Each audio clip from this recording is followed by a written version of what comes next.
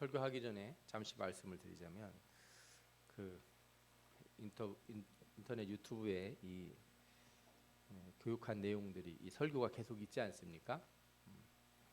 제가 바라는 바는요, 여러분들이 이렇게 설교를 한번 듣고서 저는 기억을 하는데 여러분들은 기억을 못 하실 것 같아요.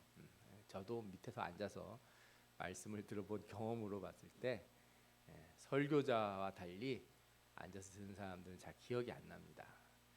그러면 어떤 일이 생기냐? 질문이 없어져요. 제가 다루는 주제들이 사실은 질문이 되게 많은 주제들이에요. 그리고 저는 여러분들과 같은 입장에서 혹은 초신자들이나 안 믿는 사람들 입장에서 그 질문들을 생각해 보면서 말씀을 준비하는 거거든요. 여러분들이 이것을 한 번쯤 다시 보시고 누군가 나한테 이런 질문을 한다면 나는 뭐라고 대답을 해야 될까? 이렇게 생각을 해보셔야 돼요. 그래야 전도할 수 있는 지혜를 얻을 수가 있어요. 설교를 그냥 듣는 게 아니라 내가 이렇게 말할 때, 내가 이런 얘기를 사람들한테 전해줄 때 그 사람들이 듣고 이렇게 질문을 하면 나는 뭐라고 대답을 할까? 그냥 몰라, 그냥 와서 예수 믿어 이렇게 얘기할까?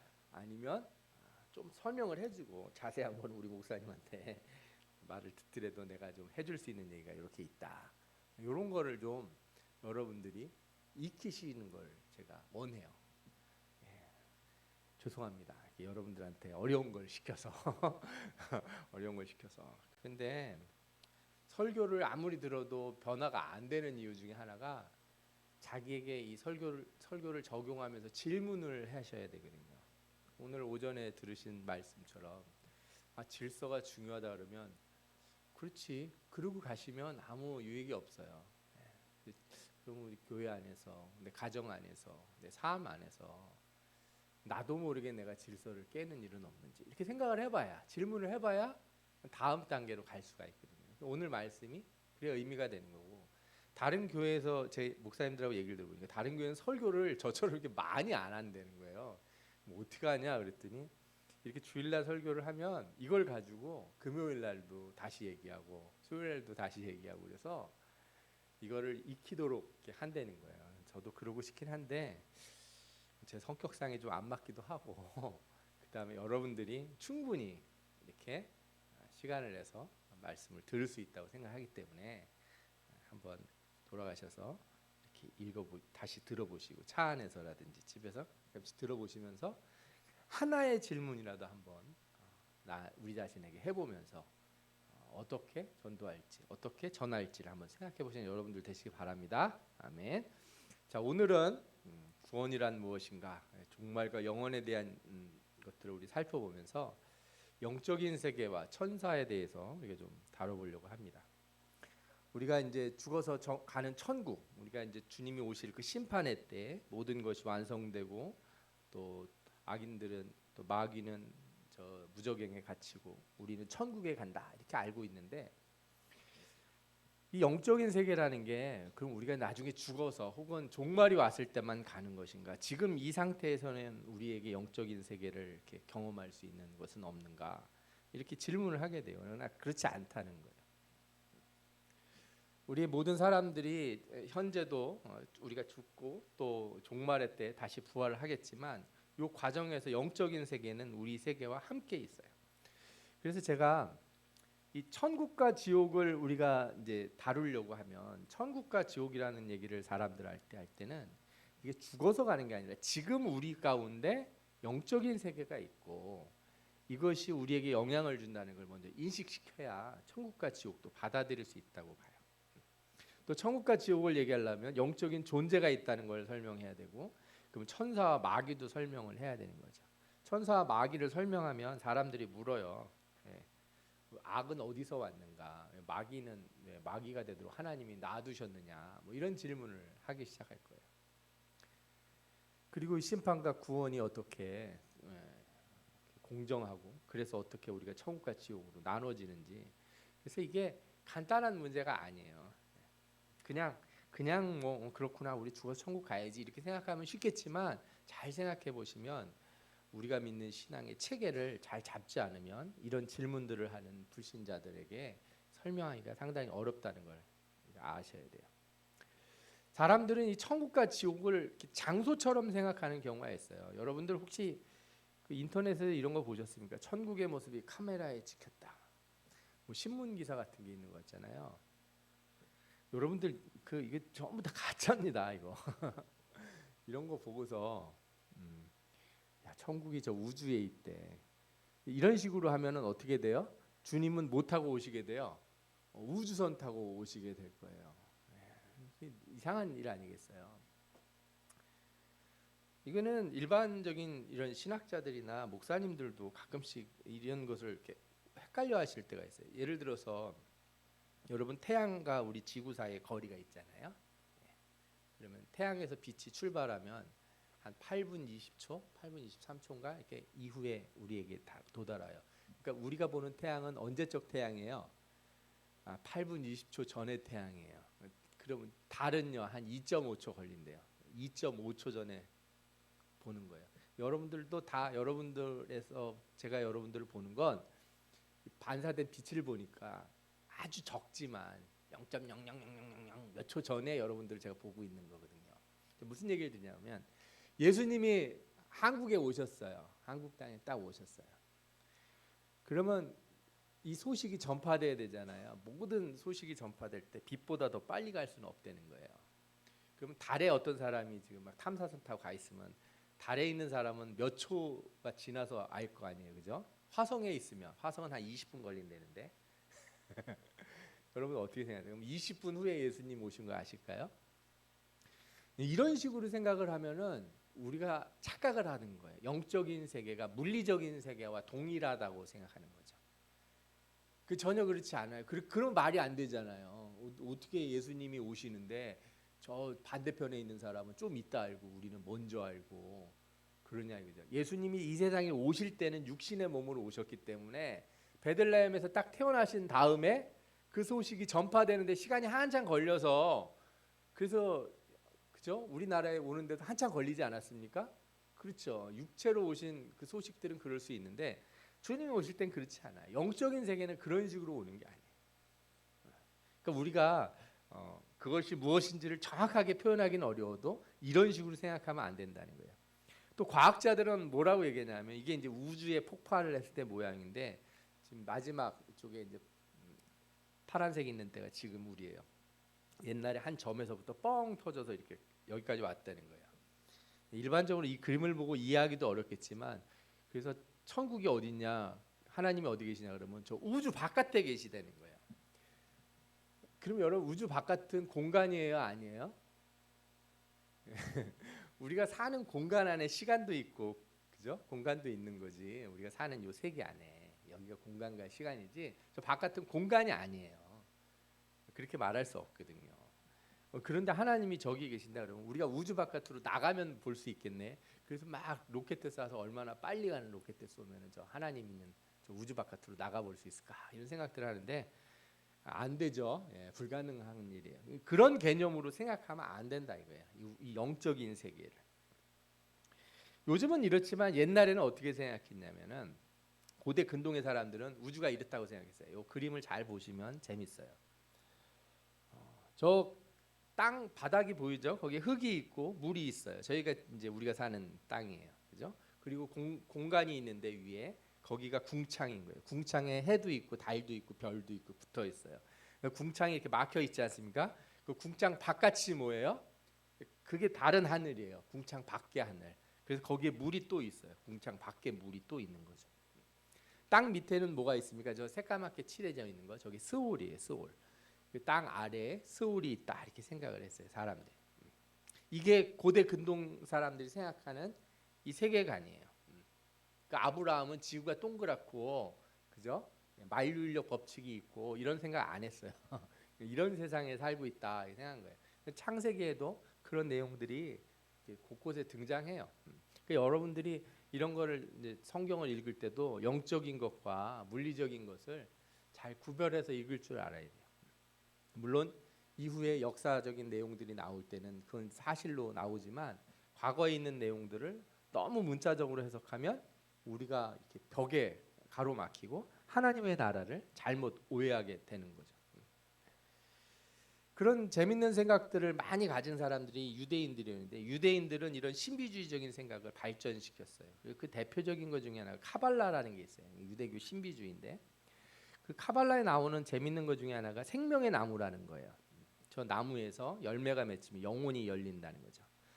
저게 뭐 이상한 소리냐, 저걸 뭘 알아야 되냐, 여러분들이 모르셔도 세상이 여러분들이 가르쳐줘요. 영화 아바타를 보신 분들 있는지 모르겠어요. 저 아바타에 보면은 그 파랗게 생긴 그 우주인들이 그 별에 사는 사람들이 큰 나무 아래서 막 이렇게 무슨 주술을 외우면서 노래를 부르고 그래요. 그 나무가 바로 영혼의 나무와 같은 거예요. 그러니까 이런 개념을 우리가 이렇게 보는 영화나 드라마나 이런데 어마어마하게 많이 사용을 해요. 이 영화는 1988년에 나온 영화예요. 제가 이 영화를 본 기억이 나요. 제가 대학교 1학년 때 나온 영화인데 세븐 사인이라고 하는 영화인데 이 영화에서는 내용이 이래요. 생명의 나무에서 영혼이 열매로 열려요. 그리고 그 열매가 들어가 있는 방이 있어요. 그 방을 구프라고 부르는데 그 천사가 이 구프에서 열매를 하나씩 꺼내서 이제 임신하는 사람들 배에다 이렇게 넣어주는 거예요. 예. 그러면 아기를 갖는 거예요. 저 방이 텅 비면 어떻게 되겠어요? 그러면 이제 말세가 온다. 이런 내용이 저 영화에서 나오는데 저 내용이 어디서 나오는 거냐면 저 유대교 신비주의에 있는 내용이에요. 그래서 저 사람들 그 유대인은 어떻게 생각하냐면 영혼이 다 이제 정해져 있어서 영혼이 숫자가 정해져 있어서 다 떨어지면 그때 누가 와요? 주님이 오신다는 거예요. 종말이 온다. 메시아가 와서 이런 생각을 하는 거죠. 뭐 재밌는 생각이다 이렇게 말할 수도 있겠지만 제가 여러분들에게 이런 설명을 드리는 거는 우리가 성경에 나오는 영적인 세계보다 이 세상에서 왜곡된 영적 세계를 너무 많이 보여주고 있어요. 요즘 드라마에서는 영혼이 나오는 건 일도 아니에요. 뭐 과거로 돌아가 가지고 그죠? 하나님은 안 믿는데 구미호가 막 싸우고 막 이래요. 또 뭐 하여튼 나이도 뭐 1000몇 살씩 먹고 막 이런 애들이 젊은 애들이 나와서 자기들은 다 구미호고 무슨 산신령이고 막 이러면서 싸운다는 거예요. 재미로 볼 수 있겠지만 그 자체가 우리에게 어떤 영향을 주냐? 영적 세계를 왜곡하게 만들어요. 왜곡하게 만들어요. 이게 미디어의 나쁜 영향 중에 하나죠. 보지 말고 눈을 감고 귀를 감으라는 얘기가 아니라 보더라도 뭔지는 알고 보시라 이거예요. 뭔지는 알고. 예? 그래야 우리가 오염되지 않은 참된 신앙을 가질 수 있을 거라고 생각이 들어요. 그래서 우리가 이 영적 세계를 이해하려면 그 영적 세계 안에 있는 존재들에 대해서 먼저 또 생각을 해봐야 돼요. 그래서 이 영적 세계와 영적인 존재들을 오늘 좀 다뤄보고 좀 뭐 다음 주에도 그 다음 주에도 한번 이 부분들을 좀 확대해서 우리가 나눠봤으면 좋겠어요. 먼저 이런 질문을 할 거예요. 자, 우리가 보이는 세계는 하나님이 창세기에 빛이 있으라고 만드셨다는 거예요. 그럼 천국은 언제 만드셨을까요? 혹은 천사는 언제 만드셨을까? 이런 생각이 들지 않습니까? 예. 그러나 여러분들이 이제 이것을 생각할 때 어떤 사람들은 세상이 있기 전에 하나님이 세상을 만들기 전에 영원전부터 천사가 있었고 영원전부터 천국과 지옥이라는 게 이미 있었다. 이렇게 생각하시면 안 돼요. 모든 것은 다 하나님이 만드신 피조물이다. 아멘. 예. 그래서 골로새서 1장 16절에 뭐라고 그래요? 만물이 그에게서 창조되되 하늘과 땅에서 보이는 것들과 보이지 않는 것들과 혹은 왕권들이나 주권들이나 통치자들이나 권세들이나 만물이 다 그로 말미암고 그를 위하여 창조되었고 이렇게 말씀하세요. 다 세상에 있는 게 성경이 자세히 말 안 했어도 하여튼 있는 건 다 누가 만드신 거예요? 하나님이 만드신 거다. 아멘. 하나님이 다 만드신 거고 하나님이 만들지 않은 건 아무것도 없어요. 하나님이 창조하지 않은 것은 하나님 자신밖에 없어요. 여러분들이 이것을 확실하게 믿기 바랍니다. 그럼 영적인 세계는 어떤 세계인가? 우리 세계의 가장 큰 특징이 뭐냐면 시간과 공간이에요. 시간과 공간은 뭘 의미하냐? 우리의 유한함을 의미합니다. 그래서 제가 집에 가려면 시간이 걸려요. 예를 들어 부산까지 가려면 시간이 걸리고 저 미국까지 가려고 해도 시간이 걸려요. 그것이 우리의 한계를 정해요. 그래서 아무리 내가 빨리 가려고 해도 이 우주는 빛의 속도를 넘어갈 수가 없어요. 하나님이 이렇게 정해 놓으셨어요. 그래서 여러분들이 빛의 속도로 날아가는 비행기를 타도 우주의 끝에 도달할 수 없어요. 우주가 그렇게 큰데 우리는 우주를 다 볼 수가 없어요. 하나님 왜 이렇게 크게 만드셨냐? 어떤 분이 이렇게 묻더라고요. 가보지도 못할 곳을. 그런 영적인 이제 나라에 가서 그때 가서 생각해보고 지금은 우리는 그냥 이렇게 사는 거예요. 저는 그래서 우주 별들이 뭐 멀리 있고 뭐 이렇게 하는 얘기도 좋지만 사실 저 천장에 달라붙어 있다고 생각해도 별 차이 없다고 생각해요. 어차피 가보지도 못할 거고 지금 우리가 보는 저 별들은 몇 억 년 전에서 날라온 것들도 있어요. 그러니까 우리가 살고 있는 지금 이 순간에 그 별에서 무슨 일이 일어나면은 저는 그걸 알 길이 없어요. 몇 억 년 후에나 날라오니까. 그죠? 그러니 저 하늘에 붙어 있는 별이 그냥 천장에 이런 전구 붙어 있듯이 붙어 있다고 생각한들 무슨 상관이냐 하는 생각이 들어요. 그래서 오히려 거대한 우주를 보면 우리 자신, 우리의 현재에 더 집중하게 만들어 주시는 것 같아요. 때로는 성경은 천국과 지옥을 이 세계와 유사하게 표현도 해요. 공간도 있고 사람들이 대화도 하고 막 이런 것들을 얘기하지만 그러나 동일하게 생각하시면 안 돼요. 요한복음 14장 3절에 예수님께서 내 아버지 집에 거할 곳이 많도다. 그래서 주님의 나라에는 아파트가 있거나 빌라가 있거나 뭐 그죠? 개인 주택을 받거나 그래서 믿음이 좋고 순종을 많이 한 사람은 평수가 넓은 좋은 집을 받고 그렇지 않은 사람은 한 20평짜리 오피스텔 같은데 천국에서 사는 거 아닌가 이런 고민을 하는 사람들이 있는데 이거는 다 뭐예요? 우리를 이해시키려고 주님이 하신 말씀이에요. 하나님의 오른손이 우리를 붙드신다 그럴 때 하나님이 오른손이 있고 왼손이 있고 그러신가요? 아닙니다. 하나님의 손은 그렇게 표현하는 건 다 뭐예요? 그거는 다 의인화해서 우리에게 이해시키려고 하시는 거예요. 아멘. 이런 거를 문자적으로 받아들여서 거기에 공간이 있고 집이 있고 뭐 보물이 쌓여 있고 하는 이것들을 우리 세상에서 마치 통장에 돈 쌓아놓고 막 이렇게 창고에 뭐 있는 것처럼 그렇게 이해하시는 거는 어린아이 때나 하는 일이다. 어른들은 뭐 그럴 필요는 없다. 영적인 세계가 있고 우리가 그곳에 간다는 것만 확실히 생각하시면 돼요. 그러면 성경에서 어떤 사람들은 살아있는데 영적 세계에 가는 경우가 있습니까? 이렇게 묻는 경우가 있어요. 특히 환상 같은 거, 입신 이런 거 들어보신 적 있어요? 입신.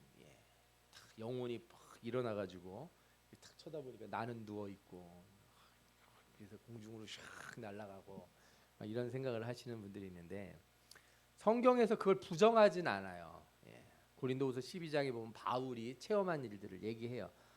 주의 환상과 계시를 말하리라 그러면서 내가 그리스도 안에 있는 한 사람을 아노니 그는 14년 전에 셋째 하늘에 끌려가 아까 보셨죠? 이렇게 궁창 위에 벽이 있고 그 다음 위에 또 하늘이 있잖아요. 이런 삼중천을 얘기를 하는데 그런 동일한 우주관을 가지고 자신이 어디를 갔다는 거예요? 그 삼중천에 갔다. 근데 마치 자기가 아닌 다른 사람처럼 객관화해서 설명을 하는 거죠. 그래서 저는 이 말씀을 볼 때 이것이 입신이다 뭐 이렇게 얘기할 수도 있겠지만 환상이다 이렇게 말해도 될 것 같아요. 자신을 객관해서 보니까 우리가 꿈에서 보면은 내가 갈 때 내가 나를 느끼는 게 아니라 이렇게 내가 나를 보고 있잖아요. 이렇게 느껴지는 거. 자신을 객관화해서 제 3자처럼 보는 시각이니까 그런 일들을 의미하는 것일 수도 있다. 그리고 성경에서 중요한 건 그 환상을 체험하는 거. 뭐 예를 들어서 천국에 가본 체험 자체가 중요한 게 아니에요. 어떤 분들이 이제 천국에 갔다 왔다고 그러면서 천국이 뭐 이렇고 지옥에 갔는데 막 불이 버글버글 끓고 막 그런 얘기를 하세요. 제가 항상 말씀드리지만 지옥은 상상 이상으로 더 끔찍해요. 천국은 상상 이상으로 더 좋아요. 그 중요한 건 천국이 정말 그러냐 지옥이 정말 그러냐가 아니에요. 그 사람이 그걸 보고 와서 변화가 되었는가. 그가 그것을 보고 와서 그리스도를 더 열심히 섬기고 하나님을 잘 믿고 영혼을 구원하기 위해서 애쓰는가. 이게 더 중요한 일이에요. 아멘? 아멘. 그 내용이 맞냐 틀리냐. 야 누구는 얘기했는데 뭐 지옥에 갔더니 방마다 있고 거기 막 뱀들이 우글우글하고 어디 뭐 못이 있는데 사람들이 걸어가서 막 피가 나서 막 죽고 막 막 끔찍한 얘기들을 막 하는데 그런 상상은 여러분들이 안 해도 많아요. 많이 있어요. 예. 영화 같은 데 보면 잘 나와 있고 그런 상상이 사실이냐 아니냐를 생각하지 마시고 여러분들이 만약에 천국을 보고 왔다면 지옥을 보고 왔다면 여러분들 어떻게 사시겠습니까? 그게 훨씬 더 중요한 문제라는 거예요. 아멘. 예. 이것들을 여러분들이 꼭 기억하시기 바랍니다. 그러면 이제 영의 세계를 갈 때 우리는 이 몸을 가지고 가는 것인가 이렇게 물을 수 있어요. 예, 몸을 가지고 갑니다. 천사나 부활하지 않은 자들에게는 아직 몸이 없지만 예수 그리스도는 부활하셔 몸을 취하셨고 그 몸을 가지고 지금 영원한 세계에 계세요. 그런데 그 몸이 우리의 몸과 같냐? 근데 그렇진 않아요. 고린도전서 15장 42절과 47절을 보면 이렇게 나와요. 죽은 자의 부활도 이와 같으니 썩을 것으로 심고 썩지 아니할 것으로 다시 살아나며 욕된 것으로 심고 영광스러운 것으로 다시 살아나며 약한 것으로 심고 강한 것으로 다시 살아나며 육의 몸으로 심고 신령한 몸으로 다시 살아나나니 육의 몸이 있은즉 또 영의 몸도 있느니라. 아멘. 예. 그러니까 우리 몸과 지금의 몸과 똑같다고 생각하시면 안 돼요. 이런 뭐 그죠? 이게 피부도 쭈글쭈글하고 털도 나 있고 그죠? 예. 남자들은 매일 아침마다 면도도 해야 되고 막 이런 몸이다 이렇게 생각하시면 안 되는 거예요. 주님의 몸은 분명히 인간의 몸과 유사한 면을 가지세요. 그래서 밥도 먹고 음식도 드셨어요. 예. 만질 수도 있어요. 우리가 만졌단 말이에요. 제자들이 예수님의 몸을 만졌잖아요. 만져지기도 해요. 그러나 그분의 몸은 신령한 몸이에요. 부활한 몸은 좀 다른 몸이에요.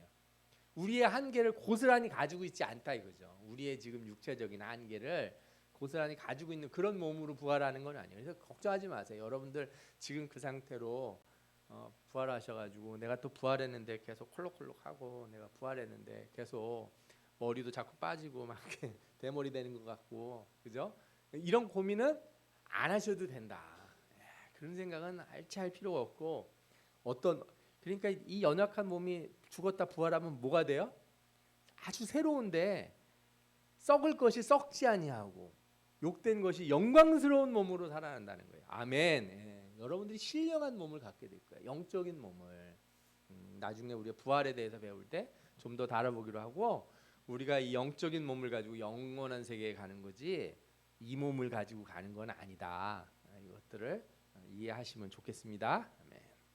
자, 그러면 이제 우리가 영적인 세계가 있다는 것도 알고 그 영적인 세계에는 이렇게 일반적인 사람의 몸으로 육신의 몸으로 가지 않는다는 것도 안다면 거기엔 지금 누가 있을까? 천사들이 있겠죠. 예, 또 아직 부활하지 못한 우리의 선배들이 가 있을 거예요. 천사에 대해서는 참 궁금한 게 많아요. 언제부터 사람들은 천사에 날개가 있다고 생각하는지 모르겠어요. 예, 그것도 날개도 뽀송뽀송한 털, 이렇게 그죠? 예, 마귀는 시꺼먼 털, 뭐 이런 걸로. 그 천사가 나중에 황당해할 것 같아. 너희들은 왜 우리한테 날개가 있다고 생각하냐? 그리고 성경에 보면 스랍 같은 거 보면 날개도 있고 팔도 있고 근데 날개가 여러 개예요. 얼굴도 가리고 몸도 가리고 다리도 가리고 그죠? 뭐 이렇게 그런데 여러분들이 그런 걸 보시면서 정말 그렇다 물리적으로 그렇다 이렇게 생각하는 거는 앞서서 말씀드린 대로 너무 그 확신하지 마세요.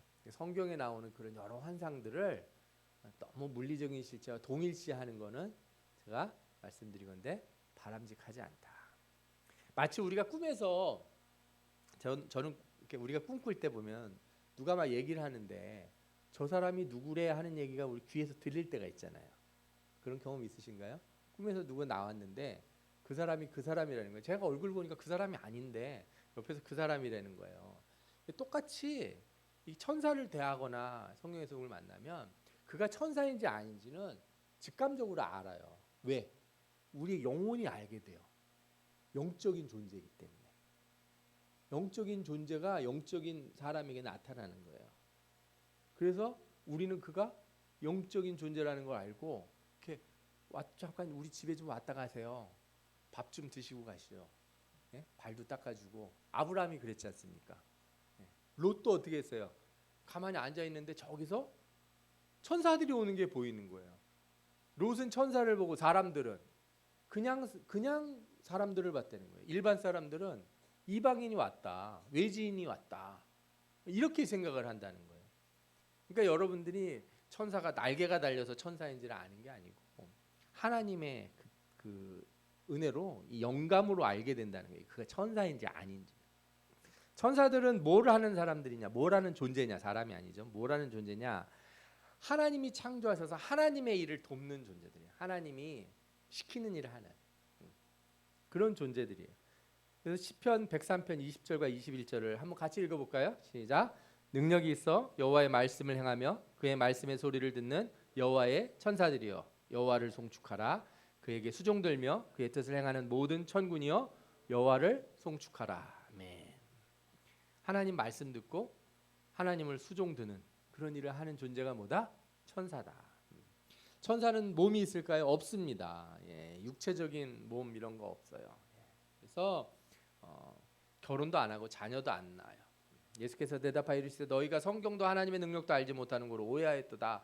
부활 때에는 장가도 아니가고 실도 아니가고 하늘에 있는 천사와 같으니라. 아멘. 제가 얘기 드리잖아요. 결혼은 이 세상에서밖에 못하는 거예요. 좋은 거예요. 총각들, 우리 처녀들, 젊은이들은 결혼하려고 애를 쓰세요. 결혼 안 하고 천국 가는 거는 진짜 다시는 천국에서도 할 수 없는 거를 포기하는 거예요. 그래서 지금 대단한 결심인 거예요.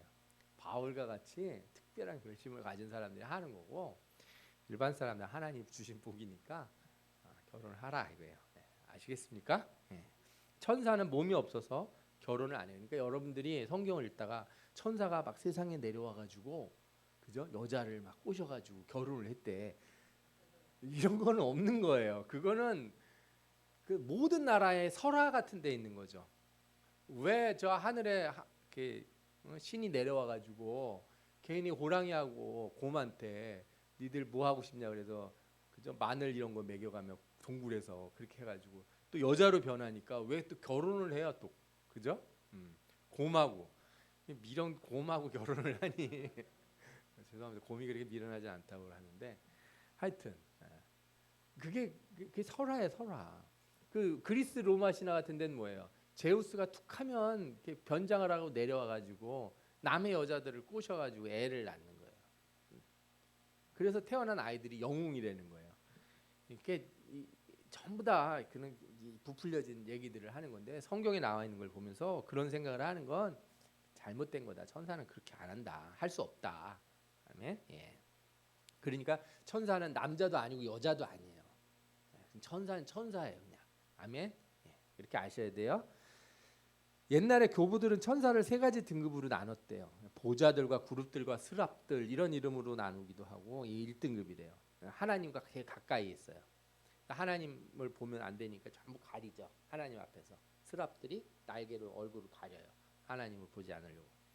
2등급은 뭐냐? 권세와 주관자들과 능력들 이런 얘기를 해요. 그러니까 어떤 능력을 가졌다 이렇게 설명들을 하고 그다음에 정사들과 천사장들과 천사들 이게 3등급이랍니다. 우리는 보통 3등급만 생각을 하는데 등급이 있다고 생각하는 거예요. 근데 이게 뭐 소기도 아니고 왜 그렇게 등급을 나눴을까 이렇게 생각하실 수 있는데 중요하지 않아요. 옛날에는 이 천사들 등급 나누고 이름 나누는 거 엄청 중요하게 생각했어요. 지금도 캐톨릭은 천사론이라고 그래가지고 천사를 뭐 9등급인가 나눠가지고 각각의 역할들 막 이렇게 설명을 해요. 굳이 필요하지 않다. 굳이 여러분들에게 필요하지 않다. 하나님이 여러분들을 도우려고 천사를 보낼 때는 그런가 보다 하고 가시면 되지. 당신은 계급이 뭐요? 이렇게 물어보실 필요 없다는 거예요. 예? 어디 부대 소속이에요? 이런 거 얘기하지 마라. 하나님이 다 도우라고 보냈으면 다 도와주고 고맙다 이렇게 얘기하면 됩니다. 아멘. 예. 천사는 하나님의 보좌 가까이서 그를 섬기고 찬양하고 말씀을 받아 전하고 명령을 따라 싸워요. 그 역할들이 각각 나눠져 있는 것처럼 보여요. 전쟁을 하는 천사도 있고 말씀을 전하는 천사도 있고 찬양하는 천사도 있고 그죠? 에스겔서 같은 거 보면은 이 하나님의 보좌를 이렇게 끌고 다니는 말하자면은 이렇게 마부꾼과 같은 천사들도 있는 것 같고 별의별 천사가 다 있는 것 같아요. 그들의 역할들은 우리가 마치 그리스도의 몸의 지체인 것처럼 그들도 하나님의 나라에 맡은 바 역할이 있을 것이다 이거예요. 중요한 건 천사는 인격체고 도덕적인 존재라는 거예요. 그래서 우리와 같이 타락할 수도 있어요. 인격체라는 건 로봇가 아니라는 거예요. 그냥 정해진 프로그램대로 움직이는 그런 존재가 아니라 인격체로서 하나님의 뜻에 순종하는 것, 그리고 혹은 그것을 거부하고 거짓말하는 존재가 될 수도 있다는 거죠. 그래서 우리가 마귀가 있고 천사가 있다. 그죠? 거룩한 영이 있고 타락한 영이 있다. 이것을 알 수 있는 거죠. 천사의 이름이 있는가, 구분들이 있는가, 성경에 몇 가지들이 나와요. 그래서 교부들이 이걸 보고서 그렇게 나눈 거예요. 예를 들어서 에덴 동쪽의 그룹들과 두루 도는 불칼을 두어 생명나무의 길을 지키게 하니라, 이렇게 말씀하지 않습니까? 그런 의미고, 또 이사야서에도 보면 스랍들이 모시고 섰다, 이런 말씀이 나와요. 그죠? 날개가 6인 스랍들이 있다. 근데 이거를 뭐 정확히 뭐라고 저도 이렇게 책을 찾아보고 봤지만 이거를 뭐 굳이 여러분들에게 알려줄 필요는 없는 것 같아요. 하여튼 이런 이름으로 불리기도 한다라는 거예요. 그거보다는 우리에게 좀 더 익숙한 이름들이 있는데, 미가엘, 가브리엘 같은 천사들의 이름이에요. 특별히 이 미가엘이라고 하는 천사는 군주 이렇게 부르고 전쟁을 한다, 싸운다 하는 일에 이 미가엘이 나오는 걸로 돼 있어요. 그래서 미가엘을 천사장, 군대 장관, 하나님의 군대를 이끄는 장관이다, 그죠? 장군이다, 이렇게 많이들 생각해요. 또 가브리엘은 말씀을 전할 때, 그래서 이 다니엘서에서도 보면은 환상을 전하고 깨닫게 하는 사람이, 깨닫게 해주는 천사가 가브리엘인 거예요. 그리고 이 예수님의 수태고지를 전한 것도 가브리엘 천사고, 그래서 하나님의 말씀을 전할 때 가브리엘 천사가 와서 전하기도 한다. 이런 것들을 우리가 알 필요가 있는 거죠. 이런 천사들이 우리하고는 어떤 관계냐, 우리하고 동급이냐, 우리보다 높으냐, 우리보다 낮으냐, 우리 이제 그런 것 서열을 좀 따지고 싶어 할 거 아닙니까? 히브리서 1장 14절을 보면 모든 천사들은 섬기는 영으로서 구원받을 상속자들을 위하여 섬기라고 보내심이 아니냐, 이렇게 말씀하고 있어요. 천사들은 누굴 섬기게 돼 있어요? 우리를 섬기게 돼 있는데, 그거는 구원받고 천국에서. 여기서는 여러분들, 우리는 지금 아직 천사보다 높은 존재가 아니에요. 천사들은 능력이 우리보다 더 뛰어나고 더 힘이 세고, 그죠? 거룩한 하나님의 보좌 가까이 있는 존재들이고, 지금 우리는 어때요? 어떻긴 어떻습니까? 그죠? 힘들고 피곤하고 졸립고, 그죠? 덥고 짜증도 나고, 이런 존재들 아니에요? 그러니까 지금 천사들한테 대들면 안 돼요. 천사들이 와서 뭐 얘기하면 잘 듣고 고맙다고 하고 따라하고 그렇게 살아야 될 줄 믿습니다. 하나님은 천사를 보내서 우리에게 말씀을 전하고, 특별히 말씀을 전하기만 하는 게 아니라 깨닫도록 도와줘요. 요한계시록에서 보면 이게 하나님의 말씀이 있을 때 못 알아들으니까, 너 이게 못 알아듣냐, 그래서 사도 요한이 계속 천사에게 물어요. 이건 뭐냐, 이건 뭐냐. 가르쳐 줍니다, 천사가. 다니엘서에서도 마찬가지예요. 다니엘이 환상을 보고 이렇게 쓰러져요. 너무 어려워가지고. 그랬더니 가브리엘이 와서 이렇게 쓰다듬어주고 깨운 다음에 설명을 또 해줍니다. 참 하나님이 우리에게 하나님의 말씀을 알려주려고 우리를 돕고 계시는 거예요. 누굴 통해서? 이 천사들을 통해서.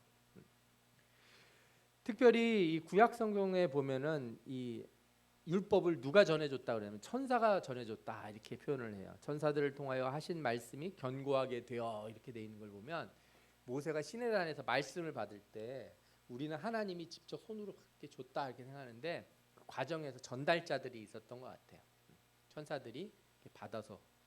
그렇죠. 아무래도 거룩하신 하나님이 뭘 하신 거를 다 천사를 통해서 하지, 수종드는 자들이 있으니까요. 또 여호수아 5장 14절에도 보면은 여호수아와 백성들이 여리고성에 가기 직전에 누굴 만나냐? 하나님의 군대 대장을 만나요. 그래서 딱 보고서 누구냐? 그랬더니 나는 여호와의 군대 대장으로 지금 왔느니라 하면서 이 군대 대장이 와서 여리고성과 싸우는 법을 쭉 얘기해 줘요. 어떻게 하라고요? 하나님이 하실 거니까 너희들은 뭘 하라고요? 치어리더 해라, 응원. 일주일에 한 번씩 돌면서, 하루에 한 번씩 돌면서 와, 이거 하라고 가르쳐 줘요. 그럼 내가 가서 싸울 테니까. 이거를 가르쳐 준 게 군대 대장인 거죠. 천사는 이렇게 우리를 이렇게 도와요. 특별히 마태복음 18장 10절에 보면 삼가 이 작은 자 중 하나도 없인 여기지 말라 너희에게 말하노니 그들의 천사들이 하늘에서 하늘에 계신 내 아버지 얼굴을 항상 배웁느니라 이렇게 얘기해요. 그래서 이 캐톨릭은 특별히 이 수호 천사가 있다고 생각을 해요. 사람 한 사람 한 사람에게 담당 천사들이 있는 거죠. 여러분들 각각 담당자들이 다 있어요. 천사들이. 그래가지고 하나님 그 정국교회 누구 요즘 너무 어렵습니다. 좀 도와주셔야 됩니다. 이렇게 얘기할 수 있고 요즘 참 기도 열심히 하고 봉사하고 정말 열심히 하고 있습니다. 하나님 복을 주옵소서. 이 천사들이 우리 돕는다는 거죠. 시편 34편 7편에도 뭐라고 나와요? 여호와의 천사가 주를 경외하는 자를 둘러 진치고 그들을 건지시는도다. 우리가 성경에서 보면 나오지 않을까요? 발람이 이렇게 길을 가는데 잘못 갈까봐 천사가 나타나서 어떻게 해요? 막잖아요. 가면 안 된다고. 그죠? 여러분들 이렇게 뭐 하려고 그러는데 마음에 깨림직한 게 막 생기고 자꾸 나가려고 그러는데 가스불 안 잠그는 것 같고 뭐 일이 생기는 것 같을 때는 이거 천사가 나 가지 말라나 보다. 하나님의 뜻으로 뭐 이렇게 생각하실 수도 있을 것 같아요. 물론 이게 제가 약간 우스갯소리를 섞어서 하는 거지만 우리 삶을 하나님이 천사들을 통해서 보고 계신다. 이 정도는 우리가 하나님의 말씀을 통해서 알 수 있을 것 같아요. 또 천사들이 종말에 하나님의 심판 과정에서 역할을 수행하는데 이들이 뭘 하냐? 추수의 일을 하는 거죠. 큰 나팔 소리와 함께 천사들을 보내리니 그들이 그의 택하신 자들을 하늘 이 끝에서 저 끝까지 사방에서 모으리라. 그러니까 이 베드로가 감옥에서 자고 있을 때 천사가 와서 어떻게 해요? 발로 다 옆구리를 팍팍 차잖아요. 일어나라고 가자고. 그죠? 하나님의 백성들 이렇게 있을 때 주님의 천사가 와서 다 깨워요. 저는 그래서 우리가 항상 깨어 있으라 그래서 잠도 못 자고 밤늦게까지 혹시 오늘 새벽이라도 주님 오시면 안 되니까 빨간 눈으로 밤을 새워야 되냐 이게 아니라 항상 기도하고 하나님 말씀대로 살아가는 자들은 편하게 주무세요. 천사가 와서 다 때 되면 다 깨워서 같이 가자고 얘기를 합니다. 아멘. 네, 이게 천사들이 우리 주변에서 우리를 돕는다는 말씀들이 성경에 있다는 것을 잘 우리 생각해 볼 필요가 있어요. 자, 또 우리 천사는 어떻게 돼야 되는가? 이게 사실 유대인들은 율법을 천사가 전했다고 믿었기 때문에 천사를 율법의 전달자, 하늘의 대리자 같은 존재로 여겼어요. 그래서 때로는 이 천사 숭배 사상이 나타나기도 했다. 특별히 골로새서 2장에 있는 말씀을 보면은 그런 내용들이 나와요. 천사 숭배에 관련된 표현이 나와서 그런 일로 업신여김을 당하지 않도록 해라 이렇게 표현하고 있어요. 그런데 이제 사실은 이 골로새서 2장 말씀은 제가 여러분들에게 자세하게 설명을 하려고 그러다가 멈춘 것은 이게 이제 신학적으로 연구가 많이 되고 있는 구절이라 하여튼 이렇게만 이해하시는 것으로 딱 그치는 게 좋을 것 같아서 말씀을 드린 거예요. 어쨌거나 사람들은 영적인 것을 숭배하는 경향이 있어요. 그러나 우리가 찬송을 하고 영광을 돌릴 그 대상은 누구예요? 오직 하나님이신 줄 믿습니다. 아멘. 예.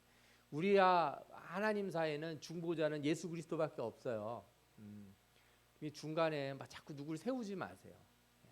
캐톨릭처럼 뭐 성모 마리아한테도 이렇게 봉투 좀 찔러주면서 좀 어떻게 좀 얘기 좀 해달라고 그러고 또 천사한테도 좀 뭐 필요한 거 없어 이렇게 찔러주면서 하나님한테 가시면 좀 말 좀 잘해주세요. 뭐 이렇게 이런 거 필요 없어요. 우리는 누구의 이름으로 기도할 수 있어요? 주님의 이름으로. 그래서 신자들 가운데도 특히 옛날에 나이 드신 분들은 약간 그런 걸 더 선호하세요. 왜? 되게 인간적이잖아요. 인간적이니까. 그래서 이런 설화들이 이런 전설 같은 얘기들이 잘 먹히는 것 같아요. 캐톨릭이 아직 그런 걸 다 걷어내지 못하는 거에는 그런 것들이 남아 있어서 그런 건 아닌가 조심스럽게 제가 생각을 해봅니다. 천사는 사람과 결혼할 수 있는가? 아까도 말씀드린 것처럼 천사는 절대로 사람과 결혼할 수 없다. 아멘. 우리가 천사를 봤을 때 그가 사람처럼 느끼는 것은 왜 그래요? 환상이 아까도 말씀드렸죠. 꿈속에서 우리가 천사를 보면 그가 천사인 줄 어떻게 알아요? 우리가 천사 본 적 있습니까? 실제로 없죠. 그런데 꿈에서 뭐라 그래요? 천사야 이렇게 누가 얘기해 준다고요. 귀에다 대고. 그죠? 예. 혹은 지나고 나니까 천사 같아. 막 이런 생각이 들기도 하고 그냥 그렇게 느끼시는 게 맞아요. 성경에 천사를 만난 모든 사람들이 때때로 그가 천사인지 구별하지 못했어요.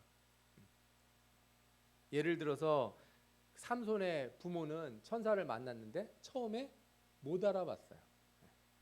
그러니까 이렇게 환상 가운데 영적인 존재를 만나는 것인 가능성이 제일 높아서 이 창세기 6장 2절 여기 이 말씀을 오해하셔가지고 하나님의 천사들이 세상에 날아와가지고 여자들하고 결혼해서 애를 낳고 막 이렇게 해서 무슨 고대 왕들이 되었다 막 이런 얘기를 쉽게 생각하는 것은 아니다. 이거는 위험하다. 그렇게 꼭 보실 필요가 없다는 거고. 또 천사들을 이렇게 환상으로 보거나 혹은 하나님의 사람들 예를 들어 선지자들을 천사처럼 느끼기도 했다는 거예요. 그거는 이제 말씀 구절 그 컨텍스트를 잘 보면 맥락을 보면 그런 것들을 해석할 수가 있게 돼요. 분명한 것은 천사는 육체를 가져야 할 이유가 없어요. 굳이 몸을 가져야 될 이유도 없고 결혼이나 자녀를 갖는다고 해석할 이유도 없고 그렇게 되면 예수님이 말씀하신 것 그죠? 우리가 나중에 부활하면은 그렇게 안 된다는 것과 대치되니까 여러분들이 그런 생각을 할 필요가 없다. 이렇게 아시면 좋겠어요. 천사가 타락을 했는가? 예, 타락을 했습니다. 앞서서 우리가 이제 오전에 예배 때도 잠깐 그 말씀을 드렸는데 질서를 깬 자가 바로 타락이에요. 하나님이 정하신 질서를 깨는 거. 자기가 누군지를 아는 게 되게 중요해요. 항상 기도할 때 하나님 저는 누굽니까? 저는 뭘 해야 됩니까? 항상 기도하고 자기를 확인할 필요가 있는 거죠. 하나님께서는 자기 처소를 떠난 천사들을 심판하시고 또 때로는 지옥에 던져 어두운 구덩이에 두었다 이런 말씀을 해요. 일부의 천사들은 하나님이 맡기신 일을 거부하고 자리를 떠남으로 타락했는데 그 기원이나 원래 위치나 이름이나 이런 것들을 알 수 없어요. 우리가 성경에서 뭐 루시퍼라든지 뭐 어떤 이상한 이름들의 그죠? 그 천사 이름들을 막 하는데 대부분 성경에 나와 있지 않는 이름들이 많아요. 성경에 나와 있지 않는 거는 그거는 어디선가 내려온 전설이다. 그걸 사실로 믿을 필요가 없다. 아시겠습니까? 그런 이름들이 그게 유대교 신비주의에서 내려왔던 고대 중세 그 캐톨릭 같은 데서 전해 내려왔든지 간에 그거를 굳이 알아서 그 이름대로 뭐 이렇게 한다든가 이렇게 할 필요 없다는 거예요. 대표적으로 이게 성경에 보면은 이 뭐라고 새벽별 이런 표현이 있지 않습니까? 그죠? 예. 그런데 그 본문도 잘 읽어보면은 그게 이 타락한 천사를 굳이 의미한다고 해석할 이유가 없다고 주장하는 신학자들도 많아요. 저도 그래서 그런 부분들을 너무 그렇게 신비적으로 해석할 필요는 없다고 여러분들에게 말씀드리고 싶어요. 타락한 천사들의 이름이 여러 가지 있는데 사람들은 사탄, 마귀, 귀신 이런 걸 어떻게 구분하냐 그래요. 쉽게 말씀드릴게요. 마귀는 헬라어라고 생각해야 되나요? 마귀는 한자죠, 한자. 그죠? 마귀가 한자예요. 히브리어로 사탄을 이제 우리가 보통 얘기하는데 사탄이란 말은 히브리어에서 나온 거고 그다음에 디아볼로스라고 하는 말이 있어요. 디아볼로스. 이게 이제 헬라어 단어의 마귀를 뜻하는 단어인데 고발자 이런 의미를 가져요. 사탄은 어떤 의미를 갖냐? 대적자 이런 의미를 가져요. 그러니까 말 뜻이 다 그런 거예요. 그래서 저 헬라어 단어에서 나온 디아볼로스에서 그 쓰인 이름이 디아블로라고 하는 이름이 있는데 요즘은 사람들이 그 이름을 가지고 게임 같은 걸 만들어요. 하여튼 그 마귀를 때려잡는 게임을 만든 것 같아요. 그리고 성경에 보면 이 마귀의 이름을 직접적으로 안 표현해요. 사단 뭐 이런 것보다 시험하는 자, 바알세불, 원수, 악한 자, 대적자, 속이는 자, 큰 용, 살인자 뭐 이런 식으로 얘기하는 거짓말하는 자 다 이렇게 표현을 합니다. 그 이름이 중요하지 않아요. 이름 자체, 이름으로 그들을 부를 필요가 전혀 없는 거죠. 또 마귀는 집단적으로 움직이기도 해서 군대로 표현되기도 합니다. 때로 돌아다닌다는 거죠. 천사가 아까 보신 것처럼 어떤 이 계급이 있는 것처럼 마귀들도 그런 계급이 있다 이렇게 생각하는 사람들이 있어요. 그러나 정확히 그 계급이 무슨 역할을 하고 그래서 얼마나 다른 힘을 가졌는지는 저는 이렇게 뭐 그걸 여러분들에게 가르쳐 드릴 수는 없을 것 같아요. 그러나 성경을 가만히 보면요, 어떤 걸 알 수 있냐면 귀신이 우리에게 오는데 귀신이 하는 일이 뭐냐? 우리를 혼미하게 하는 일을 해요. 아까도 말씀드렸죠. 속이는 거, 거짓말하는 거. 그래서 진리 자체를 거부하게 만드는 게 아니라 진리가 없다 이렇게 얘기해요. 마귀가 제일 좋아하는 게 뭔지 아세요? 이 세상에 마귀는 없다 이 말을 제일 좋아해요. 예. 마귀는 제일 좋아하는 게 천사도 없고 마귀도 없고 아무것도 없어 세상은. 그런 거 신경 쓰지 마. 이걸 마귀가 제일 좋아해요. 진리를 가리고 싶어해요. 덮어버리고 싶어하고. 또한 이 마귀는 어떻게 하냐? 사람 안에 들어가고 싶어합니다. 저보다 악한 마귀 7을 데리고 들어가서 거하니 이런 표현이 있잖아요. 그러니까 마귀는 처음에는 바깥에서 우리를 속여요. 그리고 그 다음에 우리 안에 들어가서 자리를 잡아요. 이렇게 발을 하나 이렇게 어떻게든 밀어 넣어가지고 발이 탁 들어가잖아요. 비비고 들어가서 엉덩이를 대요. 조금만 앉았다 갈게. 잠깐만 앉았다 갈게. 금방 안 되니까 그러면서 엉덩이를 붙이고 그 다음부터 어떻게 해요? 살림을 펴요. 밥도 해먹고 집도 하고 그다음 나머지를 다 몰아내서 잠식하는 거예요. 그리고 혼자만 있어요. 친구들 불러가지고. 여러분들 제가 이제 이런 경우를 봐요. 뭐 여러분들도 혹시 신앙생활하면 경험이 있을 거예요. 그러니까 아닌 거 알면서 계속 하게 되는 일이 있잖아요. 아, 이거 하나님이 좋아하지 않는데, 혹은 누군가 나한테 좋은 말을 해줬어요. 그러지 말고 이렇게 하십시오. 권면을 했는데, 근데도 불구하고 그 말대로 못하고 그게 마음에 안 와닿는 거야. 여러분들 기도하세요 하면 마음에 와닿아야 안 와닿아요? 와닿으신 줄 믿습니다. 아멘. 내일부터 기도 오실 줄 믿습니다. 근데 기도하라고 그랬더니 나는 그 말을 알긴 아는데 그렇게 마음에 감동이 안 옵니다. 이러는 경우들이 있어요. 설교를 들었는데 아 그렇군. 근데 금방 잊어버려요. 싹 사라져버려. 왜 그러겠어요? 성경에 나온 대로 누가 그 말씀을 집어가요? 마귀가 집어가요. 마귀가 집어가는 이유가 뭡니까? 내 마음밭에 옆에서 지키고 있는 거예요. 말씀 떨어지면 빨리 집어가려고. 뿌리를 못 내리게 하려고. 그러니까 좋은 말을 아무리 해줘도 생활에 안 바뀌어요. 자기가 모르는 것도 아니에요. 그러니까 점점 교만해져요. 모르지 않기 때문에. 모르면 차라리 내가 몰라서 그랬나 보다. 아 이제 알았으니 내가 고치면 되겠다 이러면 되는데 안 되는 거예요. 나도 안다. 그게 바로 마귀가 7귀신을 데리고 들어왔다는 말과 같은 거예요. 나도 아는데 얘가 안 나간다는 거예요. 이 안에서. 그래서 말씀을 넣어도 얘가 자꾸 바깥으로 다 갖다 버리는 거예요. 말씀이 하나도 안 쌓여 있어. 주일마다 교회 와서 예배를 드리고 성경을 읽고 그런데도 안 되는 거예요. 여러분들 그래서 여러분들이 귀하게 생각하시는 게 뭐예요? 이렇게 마음이 막 이렇게 아프고 기도할 때만 눈물이 나고 그죠? 상한 심령 이거 이 갈아진 밭 이거를 소중하게 여기셔야 돼요. 아멘. 내 마음이 그런 상태일 때 누굴 위해 기도하는데 막 눈물이 나고 이건 좋은 거예요 이게. 내가 기도할 때 말씀을 들을 때 막 마음이 찔리고 그러는 거 좋은 거예요. 이거를 유지하려고 그래야지 들었는데도 맹맹하고 누가 모르냐고 알았으니까 당신이나 잘하셔 이런 식으로다가 마음속에서 생각이 툭 들면 그건 뭐가 들어야겠다는 거예요. 왜 그 말씀을 걷어내고 튕겨내는 게 있겠습니까? 이거 자기가 인정 안 하면 절대 안 나가요. 인정 안 하면 절대 안 나갑니다. 나는 지금 문제가 있다. 그렇게 인정을 해야 세상에서도 나는 문제가 있다 그럴 때 병원에도 가는 거고 나는 문제가 있다 그래야 상담도 받는 거예요. 나는 문제 없어. 내가 뭐가 문제야? 그러면 병원에도 안 가고 상담도 안 받고 약도 안 먹고 그죠? 지멋대로 사는 거예요. 마귀가 어떻게 하는 거예요? 속이는 거죠. 너 문제 없어. 괜찮아. 너가 뭐가 문제인데? 너 예수 잘 믿잖아 너.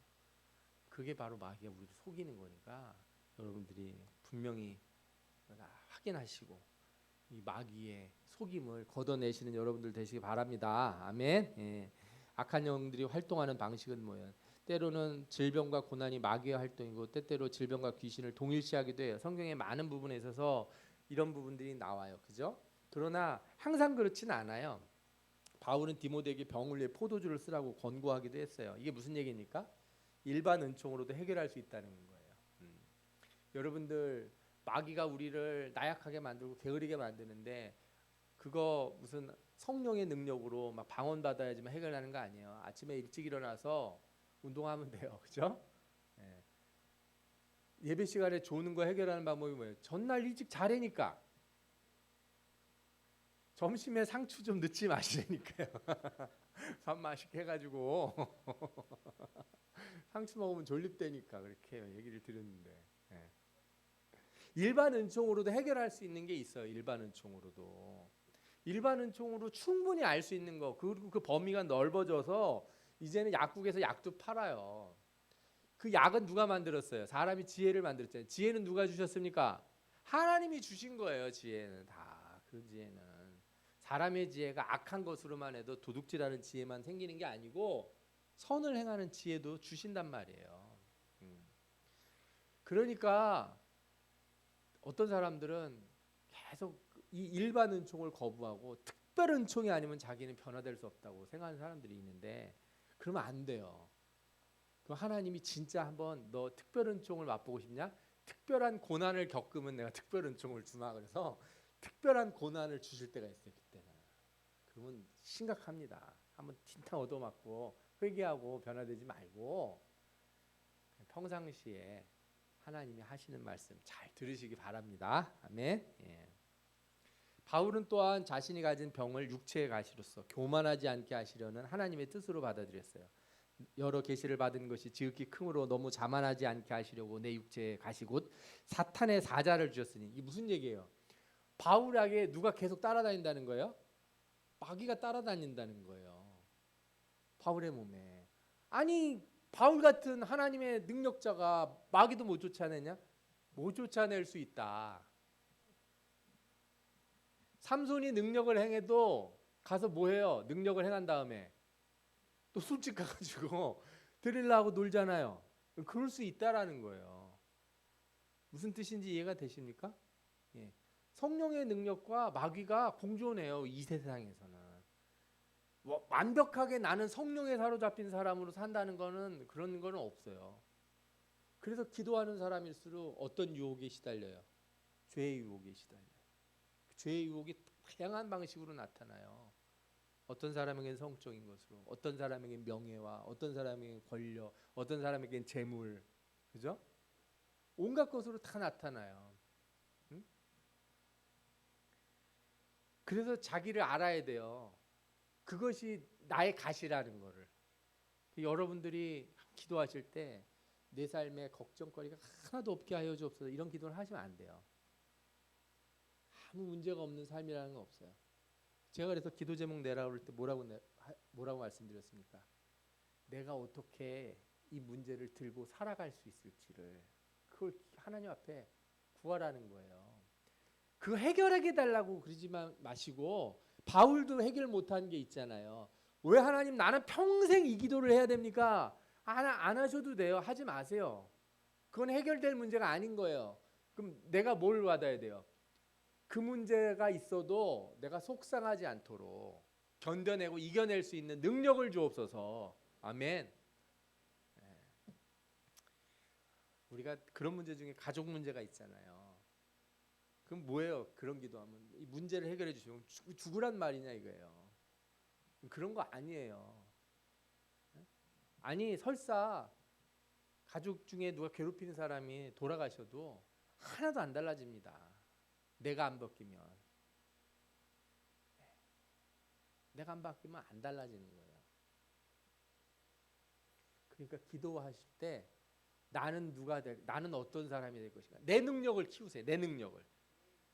나는 몸이 약하니까 내 주변에 병균이 하나도 없게 하여 주옵소서. 나를 멸균실에 살게 하여 주옵소서. 이렇게 기도하지 마시고 나에게 면역력을 엄청 주셔서 어떤 병이 와도 어떤 바이러스가 와도 그죠? 나는 절대 하루 이상 앓지 않도록 해주십시오. 이렇게 기도하시라 이거예요.